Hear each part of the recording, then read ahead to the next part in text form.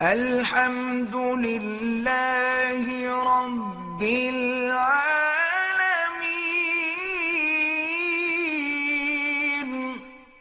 کہ سب سے پہلے یہ جو نعوذ باللہ لواطت ہے نا جی، مرد کا مرد سے بدفعلی کرنا، اس کی ابتدا قوم لوط سے ہوئی۔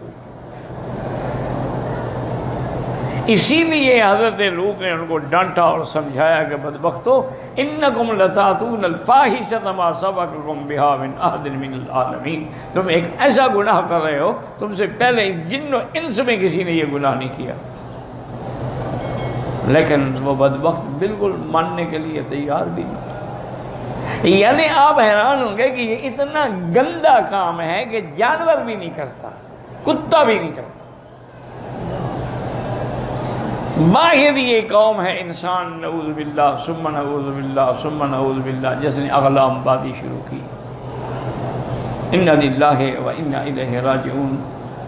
اور اس قوم پر اتنا برا عذاب آیا ہے کہ آپ تصور نہیں کر سکتے کہ آسمان تک لے گئے، الٹے گرائے گئے اور پتھروں کی بارش کر۔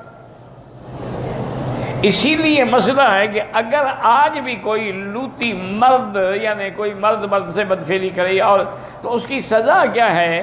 امام شافعی اور امام احمد حنبل فرماتے ہیں کہ فقتلوہ، اس کو قتل کر دو۔ لیکن امام ابو حنیفہ رحمۃ اللہ علیہ فرماتے ہیں کہ نہیں، اس کو اونچے مقام پہ لے جاؤ، مسجد کے مینار پہ لے جاؤ، وہاں سے گراؤ اور پتھروں کی بارش کر دو، جیسے اللہ نے عذاب کیا تھا وہی عذاب دو۔ یعنی یہ ایسا گندا عمل ہے۔ لیکن بدقسمتی یہ ہے کہ شیعہ نے، روافض نے اپنی کتابوں میں لکھا ہے کہ یہ عمل جو ہے اگر آدمی اپنی بیوی کے ساتھ کرے تو جائز ہے۔ انا للہ و انا الیہ راجعون۔ اچھا، ان کا تو خیر کیا رونا ہے، وہ تو ایک فرقہ باطلہ ہے، گمراہ فرقہ ہے۔ رونا ہے تو اہل سنت والجماعت کے بعد علماء نے بھی کتابوں میں لکھا ہے کہ جائز ہے۔ انا للہ و انا الیہ راجعون ولا نقول الا لا حول ولا قوة الا باللہ۔ اس لیے اگر آپ کو میری باتوں پر اعتماد نہ ہونا، ایک کتاب ہے الجاوی، وہ پڑھ لیں، یا ایک کتاب ہے نظر الابرار فی فقہ حدیث النبی المختار، وہ پڑھ لیں۔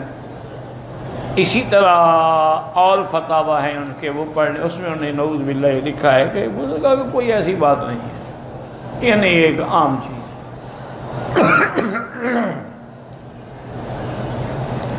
یعنی جس قوم پہ اللہ کا اس عمل کی وجہ سے غضب آیا، اس کو کہنا کہ حلال ہے، اس کا کوئی علاج ہے دنیا میں؟